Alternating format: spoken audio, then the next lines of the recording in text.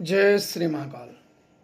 बहुत से लोग बिल्कुल उन्हें कुछ जानकारी होती नहीं है, पर एक दूसरे को देख के वो करने के लिए बाध्य हो जाते हैं और वो उसी में दूसरों के साथ और लोगों के साथ छल करना शुरू कर देते हैं। ऐसे ही एक वाकया आया था मेरे पास, उनका मैसेज आया कि उनकी पत्नी दिन पे दिन सुखी जा रही है, दिन पे दिन सुखी जा रही है और बिल्कुल एक टक देखती रहती है, कुछ सोचती रहती है।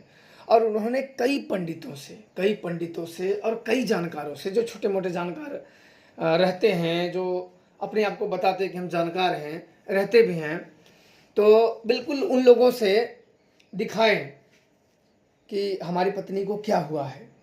देखो, बहुत ऐसे जानकार बन बैठे थे, उनको देखने से पता चलता है कि महासिद्ध है।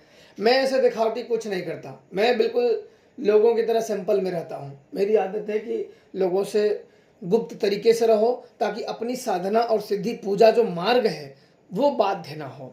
अगर आप बिल्कुल जो साधु संतों वाले या सिद्धों वाले पहनावा पहन लोगे, तो उससे क्या होगा कि दुखी व्यक्ति 10 में से 2 आ ही जाएंगे। तो उससे क्या होगा, काफ़ी समय आपका जो पूजा मार्ग से हटेगा। और एक बात ये रहती है कि मन में कोई अगर किसी से लगा हो जाए तो करना ही पड़ता है, और अपनी भक्ति से उसमें बड़ा आनंद आता है, बड़े अनुभव होते हैं जो कि शब्दों से हम बता नहीं सकते हैं। जब तक स्वयं ही व्यक्ति इन चीज़ों में ना जाए, इनका आभास ना करे, तब तक शब्दों में कैसे भी बताए उस चीज़ को पिरो नहीं सकते हैं। इसलिए स्वयं ही इन चीज़ों में कोई जो सत्य गुरु के मार्गदर्शक में, लेकिन असत्य वाला रहेगा तो भटक ही जाएगा, क्योंकि वो कामनाओं द्वारा ही भटकेगा। उसका भटकने का मार्ग एक ही है, कामना द्वारा। अपने जब उसके ऊपर कामनाएं प्रबल रहती हैं, जब कामनाएं प्रबल रहती हैं तो इन शक्तियों को छोड़ के व्यापार में कूद जाता है। यदि इनको मन से हटा दिया जाए लोगों की सेवा में, तो जो आप छल कपट करके दोगे वही आपको सच्चे हृदय से दे देंगे। छल कपट करने की जरूरत ही नहीं है। जिसका आप भला करोगे वही आपको प्रसन्न, आपको अगर 2 रुपया देना है तो वो प्रसन्न मन से दे देगा। और अगर छल कपट से भक्ति करोगे तो वहीं उसके साथ छल कपट करोगे। इसका प्रभाव बहुत बुरा होता है, कई पीढ़ियां भोगती हैं। अब उनका मेरे पास आया, उनकी बीवी का फोटो मेरे को भेजे। अब भेजने के बाद कई बाबाओं ने उनके जैसे बीवी के पास पैसे, हाँ तुम्हारी बीवी की फोटो हम यहाँ डाल देंगे, वहाँ डाल देंगे, और नहीं तो मुझे इतना पैसा दो। तो ये काम बिल्कुल नहीं करने चाहिए। इंसानियत इंसानियत होती है।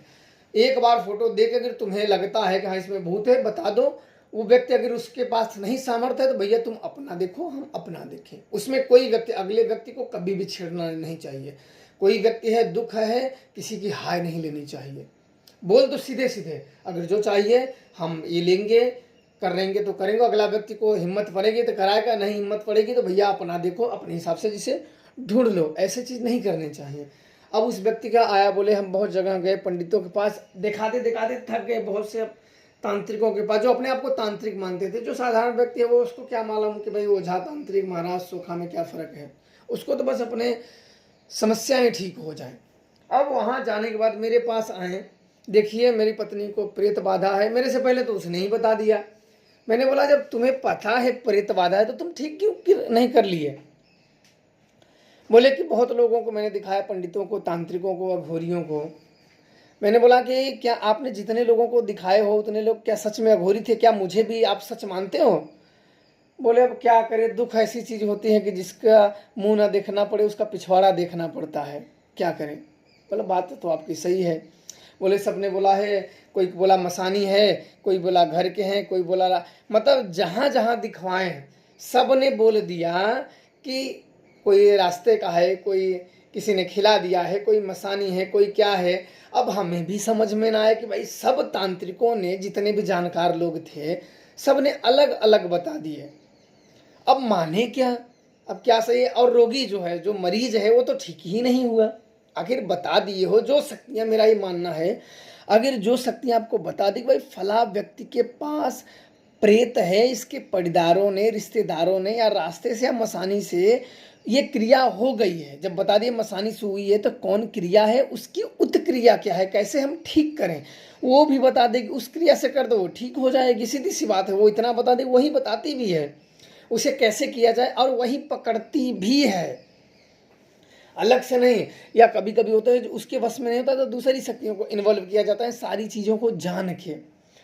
अब बात इसके आगे बढ़ी, अब बोले कि अच्छा ठीक है फ़ोटो भेजे। मैंने बोला कल मैं आपको बताऊंगा। मैं एक दिन का समय लिया, मैं सोचा शाम को देखूंगा, शाम को बिल्कुल शांत वातावरण में जहाँ कोई मतलब डिस्टर्ब ना करे, शांति से देख लो, फिर अगले दिन उस व्यक्ति को बता दो। अब शाम के समय हुआ, मैं गया नदी के किनारे, नदी के किनारे गया, सब पूजा वूजा सब सजा के और सब आंख बंद करके मैंने उस शक्ति का आवाहन किया, बुलाया। अब बुलाने के बाद उसका नाम पता करके जब पूछने लगा तो उसका पति एक बार और कहता मेरे पे बहुत कर्जे हो गए हैं, इन बाबाओं के चक्कर में, ओझाओं के चक्कर में बड़े कर्जे हो गए हैं, मैं दूसरों से ले लेके अब अपनी पत्नी को मरने के लिए तो छोड़ नहीं दूंगा कि मर जाए, हम ले जाके फूंक के चले आए। भाई कुछ ना कुछ तो करेंगे, अगर पैसा नहीं तो हम कर्जे लेके बड़े दम कर्जे से। अब ये जितने उसने ऐसे साफ कहा कि मेरे सर में जितने बाल नहीं हैं उतने मेरे कर्जे हो गए हैं। मैंने सोचा भाई इससे तो अपनी शक्तियों का पूजा भी मांगना बेकार है। व्यक्ति जब चलो कोई बात नहीं कर देते हैं, इंसानियत के नाते जितना होगा मैं आपका कर दूंगा, कोई बात नहीं। चलो वो बड़ा प्रसन्न हुआ कि बड़ा बोला हम आप जैसे नहीं मिले, कोई सब मेरे को लूट लिए। बोला कोई बात नहीं है, जितना होगा हम कर ही देंगे। कभी कभी कोई दे भी देता है, कोई नहीं भी देता है, जो देने योग्य होता है दे देता है, जो नहीं देने योग्य होता है उसका भी कर दिया जाता है जैसे तैसे। थोड़ा बहुत बच जाता है तो उसी में किसी का वो ऐसे भी लोगों का भला कर दिया जाता है। कोई अगर क्या कहीं हमारा 5 रुपया लगता है तो कोई जिसके पास रहता है वो 7 रुपया दे देता है, तो उसी में जिसके पास नहीं है उसका भी कर दिया जाता है कि इंसानियत के नाते, कि भलाई के नाते। अब उसके लिए जब सुजान का मैंने आवाहन किया, जब आया, जब उससे मैंने बात करना शुरू कर दिया कि इस औरत को कहाँ से प्रेत है, उसने देखा, देखने के बाद कहा कि इसको प्रेत बाधा है ही नहीं। तब मेरे तो बिल्कुल दिमाग में हथौड़े बजने लगे कि अगर प्रेत बाधा है नहीं तो लोगों ने ऐसे कहे क्यों।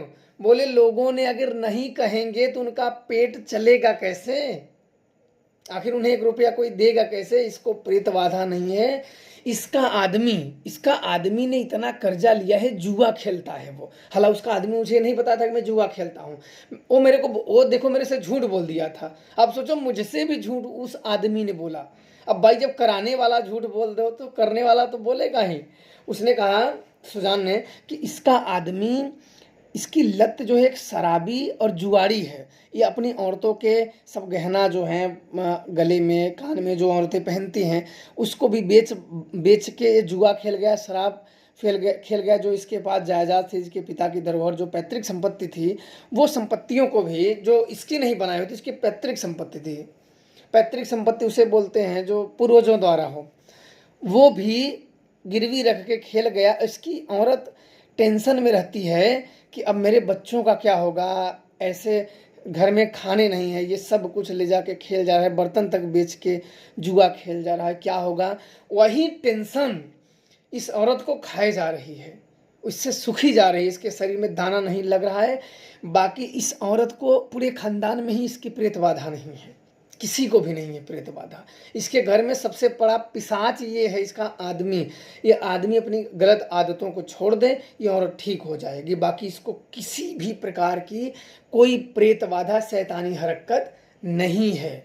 अब उसने साफ कह दिया। अब तो मेरे को तो बड़ा गुस्सा लगा उस आदमी पे, दलिद्र ये है। और देखो उस आदमी मुझसे भी झूठ बोल दिया कि नहीं मेरी औरत बीमार हो रही है, इसको भूत है, ये लग गया वो लग गया। मैं भी सोचा भाई जब तक देखे ना। अब सुबह मेरा दिमाग खराब हुआ तो मैंने उसको फ़ोन ही लगाया। अब लगाने के बाद जब उसकी बात हुई तो बोले कि मैंने कहा कि तुम ऐसे जुआ खेलते हो, ऐसे शराब पीते हो। बोला कि गुरुजी महाराज जी गलती हो गई, हम आपको गुरु मानते। बोला मानने से नहीं, तुम अपने घर रहो और अपनी आदतों को सुधार लो, समझो तुम्हें गुरु मिल गए। आदत तुम्हारी सुधर गई, समझो गुरु मिल गए। छोड़ दो और औरतों को जहाँ तुम जाओ घूमो टहरो। भाई शादी किए हुए हैं तो घूमो, साथ जाओ, अपना जहाँ पिकनिक पे यहाँ वहाँ जाओ, उनको भी घुमाओ, आप भी घूमो। मैं सदैव अपने जो जितने भी मेरे शिष्य हैं, संबंध में मुझसे जुड़े हो, मैं सभी को बोलता अपने जो परिवार को हो लेके चलो, सुख शांति से जीवन यापन करो। जाना तो इस दुनिया में सभी को है, और जितना दिन रहो किसी का आह मत लो, किसी का तकलीफ मत लो, जो लो किसी का आशीर्वाद लो। मैंने यही किया हुआ है, इसलिए मैंने काफ़ी शक्तियों को अर्जित कर पाया हूँ, क्योंकि मैं उनकी भावनाओं से जुड़ता हूँ। जितना मुझसे हो सकता है मैं उनसे मदद उनकी करता हूँ, और इसलिए उसको भी मैंने कहे अब वो सुधरे ना सुधरे, उसकी मर्जी, मैंने कह दिया, अन्यथा ये चली जाएगी तो यही टेंशन, तेरी औरत अगर मर जाएगी तो तू इसी टेंशन में तू भी मर जाएगा, घर आएगा एक रोटी मिलेगा नहीं। तो उसने कहा कि हम आज के बाद छोड़ देंगे, कसम वसम दुनिया भर के खा लिए, अब आगे उसकी मर्जी। तो यही था एक अनुभव। ऐसे ऐसे लोग होते हैं देखो, कि जब ना भी हो फिर भी लोगों को बता देते हैं कि ये है वो है, इसलिए पहचानना बहुत मुश्किल होता है। किस्मत अच्छे लोगों के पास लेके जाती है या बुरे लोगों के पास लेके जाती है। ऐसे ऐसे नए लोग बन जाते हैं कि पुराने जो सिद्ध महात्मा हैं उनको भी फेल कर देते हैं और फंसेंगे बेचारे दुखी लोग ऐसे हैं। तो आप लोग भी खुश रहें, प्रसन्न रहें, ईश्वर भक्ति करते रहें, पूजा पाठ दान भंडारा जो है करते रहिएगा और खुश रहिएगा। जय श्री महाकाल।